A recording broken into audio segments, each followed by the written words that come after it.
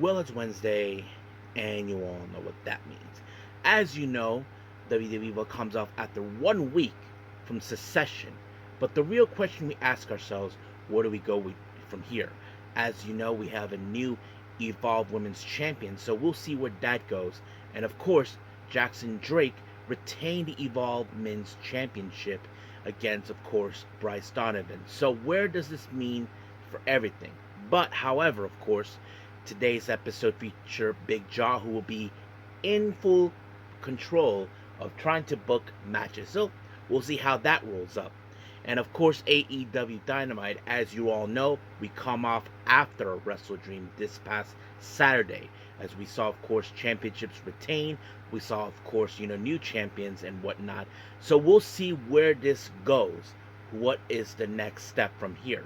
So we'll follow that. And then, of course, as always, we'll wrap up our episode as usual with some news updates to give you guys updates on what's been happening in the world of wrestling, such as what events the promotions are throwing out, who's booked, what matches are set, including developments that are happening in the world of wrestling as we speak. So, let's get ready for another episode of Deleted Wrestle Zone.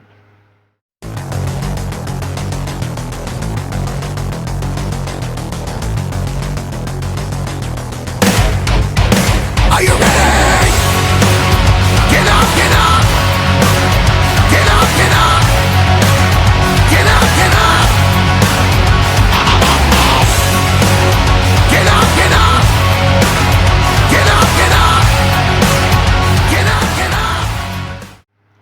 Hey everyone, welcome to Deleted Wrestle Zone, all things that is pro wrestling with AEW, NXT, New Japan Pro Wrestling, TNA, the National Wrestling Alliance, various promotions, wrestlers, matches, and championships.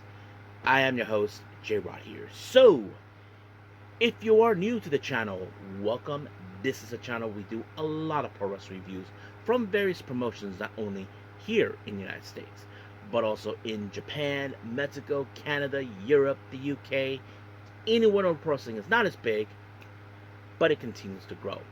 We also, of course, do discussion videos, talk about various topics such as the wrestlers themselves, the promotions, factions, storylines, whatever we want to talk about. We also, of course, do more news updates. If certain information is unable to be on this episode, we can either put it on the next one or on a separate video by itself. We also, of course, do real-time news updates to keep you guys on alert if something has happened in the world of wrestling that needs to be addressed ASAP. We also, of course, got the Unagi Sayaka Watch and various other cool wrestling content as well. So if you like what you see, please subscribe to us and click on that subscribe button. You'll be getting a lot of daily reviews or any other wrestling content as well. But if you like this episode, please give us a like on the like button or a nice comment in the description down below. Now, it's time to put up and shut up and get down to business. So let's begin with WWE Evolve.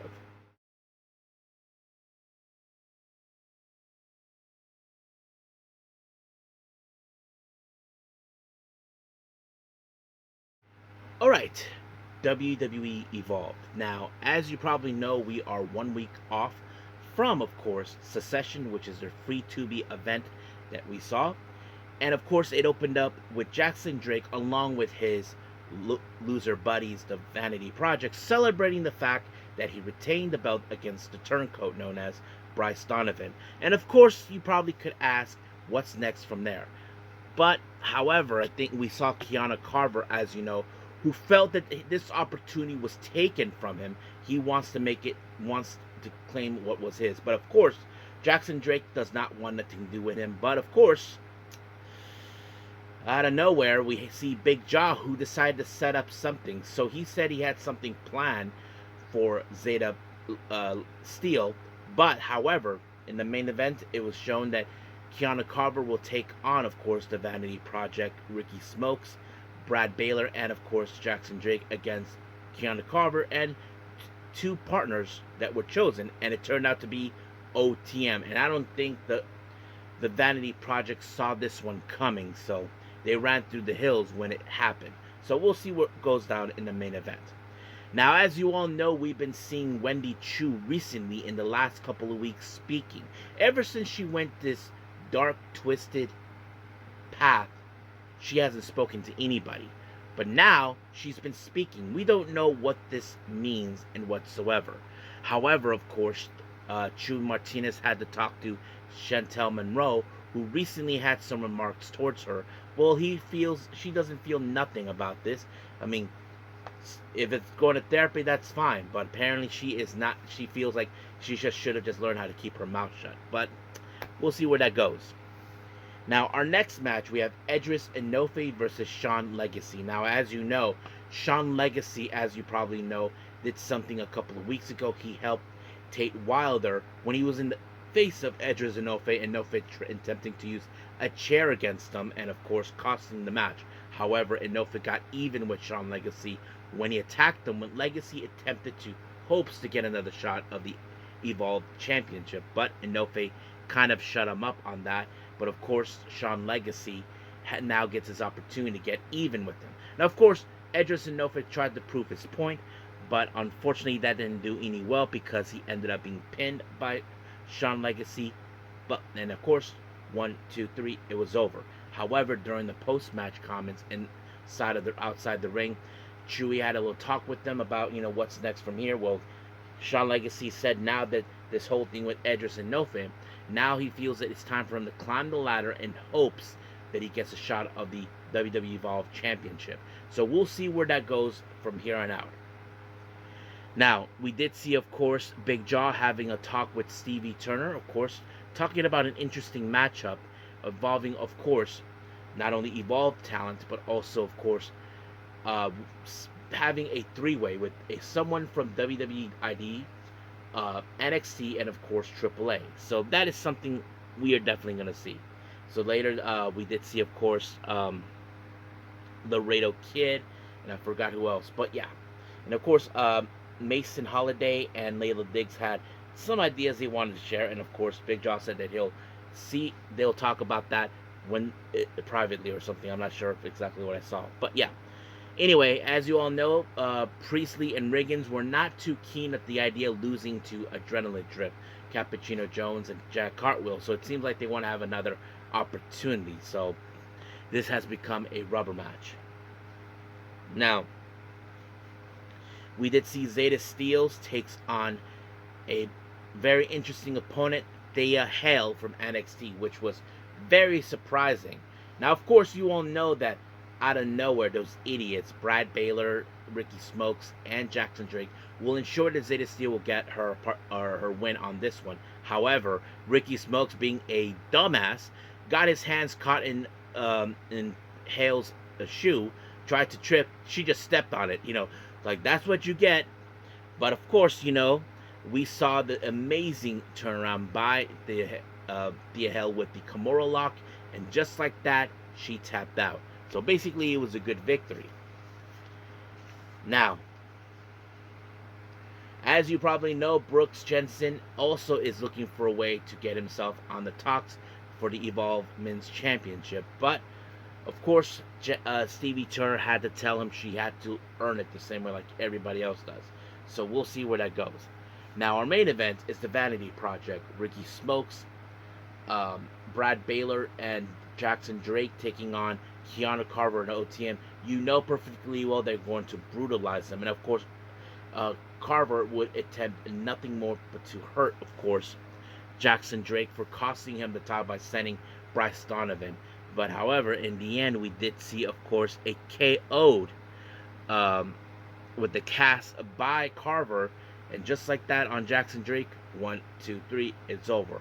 So there's no doubt that at this moment there is the possibility Keanu Carver will finally get his opportunity to get another opportunity that was taken from him.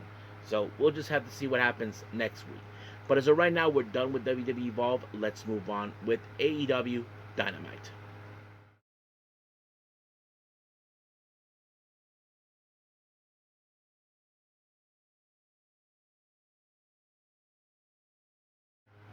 Alright, AEW Dynamite. As I mentioned earlier in the start of this episode, where we're now in the fallout after WrestleDream. But the real question is, where do we go from here?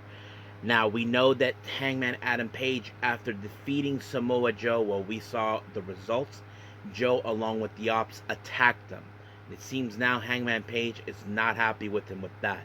However, speaking of Joe and the rest of the Ops, well, as you all probably know right about now, they will be defending the belts against the Hurt Syndicate in a AEW Trios Championship match. Now, of course, I thought the match was pretty sick. I thought it was pretty impressive. I mean, you see two of the strongest teams in some of the strongest teams around in the entire AEW locker room. However, you would have assumed the Hurt Syndicate could have won this one if it wasn't for, of course, the man getting involved, causing the distraction, giving Samoa Joe time to apply the Keto Clutch onto MVP. But of course, you probably can guess, it seems that Ricochet is not done with the Hurt Syndicate well.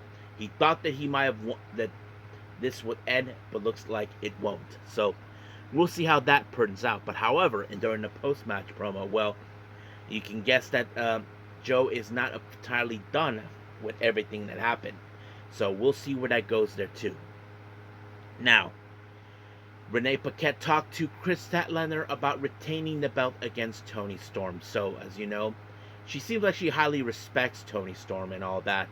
But, of course, things had to go as it's supposed to be. However, of course, she is not done with the one person who interrupted her victory. And that is, of course, Mercedes Moné. And that is something that, of course, it's coming up. So, she basically accepts the challenge at Full Gear. So we're ready for that. Now, we see Darby Allin, as you know, after his intense battle against Jon Moxley at the I Quit match. Well, of course, he talks about people who gave doubts about his decisions going to Mount Everest. And of course, the fan base will side with him on this one because, you know, whoever said that this whole thing, it's stupid, you know. But he did stated that he will bleed for AEW. He seems like he sees himself as a man who's loyal to AEW for the opportunities to give him, unlike Jon Moxley, who on the other hand, who feels that AEW needs to change to preserve what it's supposed to be from the very beginning. But you know how that works out. But we'll see where Darby Allin goes from here. Now, our next match, as you know, we will begin the commencement of the first ever AEW Women's World Tag Team Championship in a tournament. And they set up a four-way match. Whoever walks out as the winner, they have the right to choose who will be their opponents in the first round matches. Here's who was involved.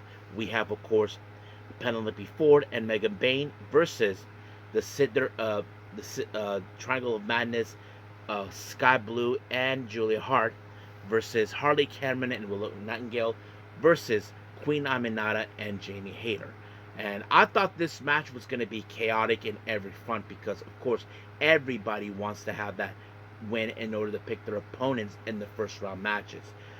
You would have assumed that Penelope Ford being strong would have been the most likely choice. But what I liked about this, that we saw some great teamwork coming from Queen Aminata and Julia Hart when, of course, Aminata applied a headbutt, then a hater raid onto Julia Hart, and just like that, 1, 2, 3, Hater and Aminata picked up the win. But of course, the real question is, who will be their opponents? Well, she chose her opponents, and they chose their opponent, and it's none other than Sky Blue and Julia Hart. So we'll see where that goes from there. Now, as you know, for a while we've been seeing the Bucks desperate to gain money. So they once again decided to bust into Tony Khan's office. Tony Khan decided, how about this? I'll put $400,000 in this, but we're gonna have this a super 8-way 8-man tag team match. So it's gonna be the Jurassic Express and Jet Speed versus the Bucks and FTR. So of course, you know, we'll see how that goes. Now, Mercedes Moné went out to celebrate her victory. As you all know, I mentioned now she has 12 belts in her possession. But the one belt that she feels it has to be in her possession is the AEW Women's Championship. And of course, out of nowhere, we saw Minnie Monet showed up out of nowhere. And then Mercedes Moné slammed their face down in a cake. And then Chris Statlander picked her up and slammed her down, sending a direct message. So that's going to be a very interesting moment.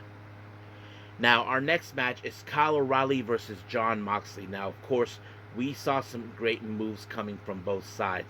And of course, the one thing that I did not anticipate is when we saw Kyle O'Reilly applying Jon Moxley a ankle lock, but Moxley, out of desperation, punched Paul Turner, the referee who was officiating. And of course, the referees showed up out of nowhere, tried to contain the situation, but we did see the conglomeration and Death Riders making their way down. So later we jump into a match involving the conglomeration, Tomohiro Ishii, Roderick Strong, and Orange Cassidy as well. Then we see the Death Riders, Wheeler Yuta, Daniel Garcia, and Claudio Castagnoli involved. And of course, we all saw how things were going to be. Both sides were desperate, going to try to pick up the win on this one. But in the end, it was, of course, a Jade... hold on. Oh, no, never mind. We did see Mark Briscoe involved. I think I got a mistake. Well, let me look again. I think I might have messed up on my phone recently.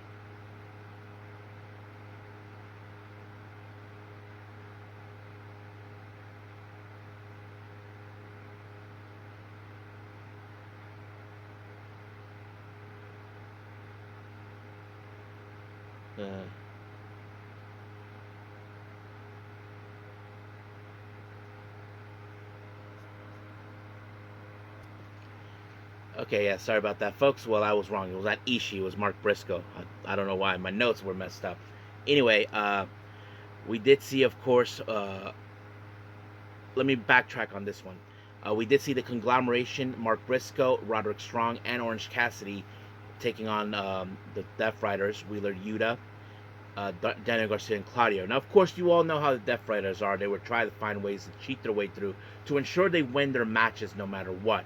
But in the end, we did see Wheeler Yuta put Mark Briscoe out of his misery when, Mark Briscoe put Wheeler Yuta out of his misery with the Jade Driller, and just like that, it was completely over, and Mark Briscoe won the match. However, Pac came out of nowhere and attacked, and then Ishii showed up, and of course, the entirety of the Death Riders determined to prove their point once again, but Darby Allin showed up and saved the day by whacking Claudio with the baseball bat, and of course, the Death Riders ran through the hills. Now, we did see an interview with Renee Paquette talking to Mercedes Moné after what just transpired in the ring, getting caked by Chris Statlander. However, of course, Mercedes Moné was screaming with the temper tantrum until Athena showed up and had a better idea for her, telling her, look, how about this? How about you and me, we team up in the tournament for the AEW Women's World Tag Team belts. That'll be another collection for you. So basically, Mercedes agreed with her. So we'll see where that goes from there. Now, Kyle Fletcher was doing a promo and all that, but Mark Briscoe, of course, showed up asking for another rematch. But of course, Don Callis will refuse to do so. But sooner or later, we will see those two get involved again.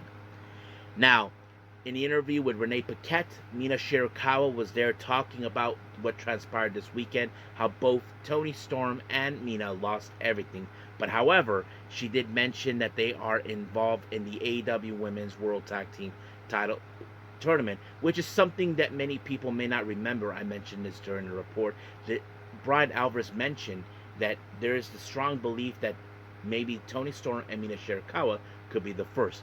But of course, a figure from Mina Shirakawa's past has got into her face, and that person is Tekla. Now, for those who are not familiarized, this is not the first time that Tekla and Mina Shirakawa had butt heads before.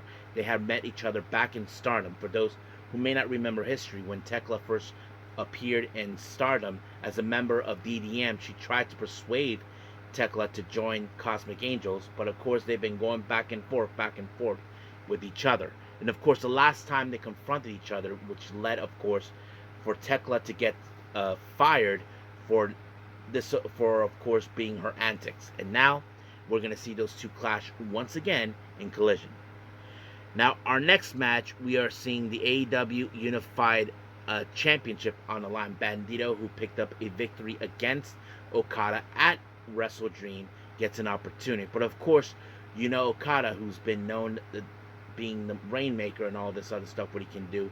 Well, Bandito put everything, put his entire body on the line, even dodging the Rainmaker as much as possible until, of course, the Rainmaker was applied, and just like that, 1, 2, 3, he retained the championship. However, of course, we did see in the post match the Don Callis family celebrating, but one person, as you know, was not happy to see him, and that person is Takeshita after what happened in WrestleDream. Because we all know Okada has been looking forward to hurt him, trying to show him, hey, I'm the one at the top dog. You're still here. That's where you're at. But of course, Takeshita feels that he should be the one at the top, above to Okada. So there is the most likely we could see the chance Takeshita could be driven out. And there are those who recently just talked. What if the possibility of Kenny and Takeshita reunite once again? Well, that is a possibility, but we will see what happens from there. But as we move from there, we are done with AEW Dynamite. Let's move on with our last and final thing, news updates.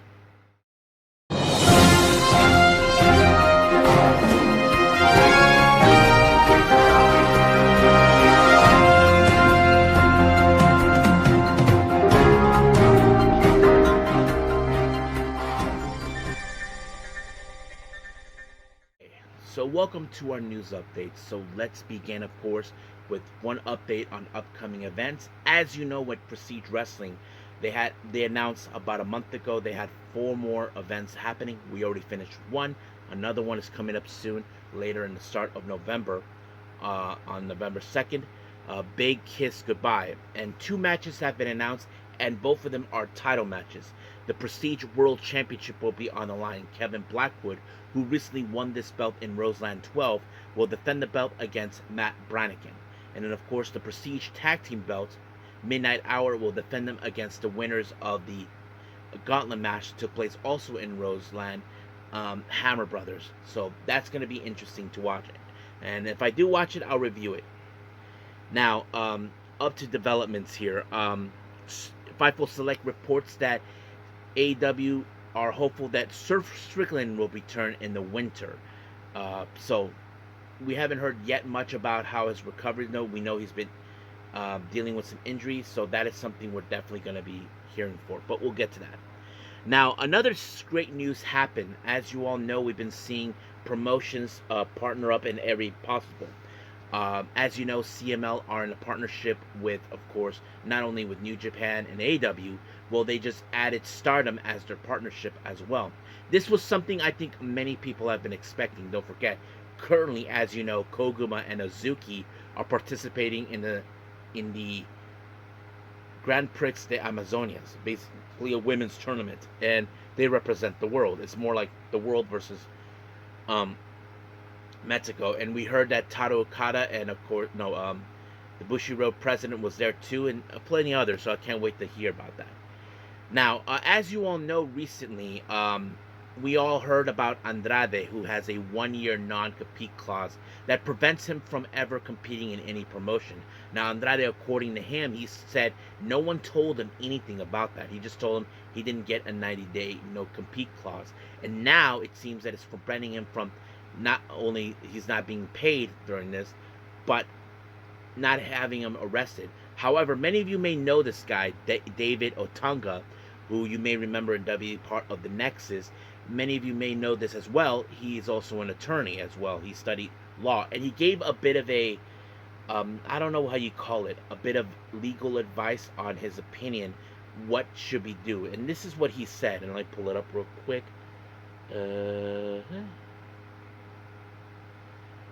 Yeah, here it is. This is what he said. Under this non-compete clause, technically the talent could sign a contract. WWE could turn around the next day and fire them with no cause. And they said, hey, we're not going to pay you for 1 year, and you can't wrestle anywhere else for 1 year. This is not a contract. This would be enforceable, presuming this contract is valid. They don't want talent to take them to court and challenge this because a judge would look like rules this invalid.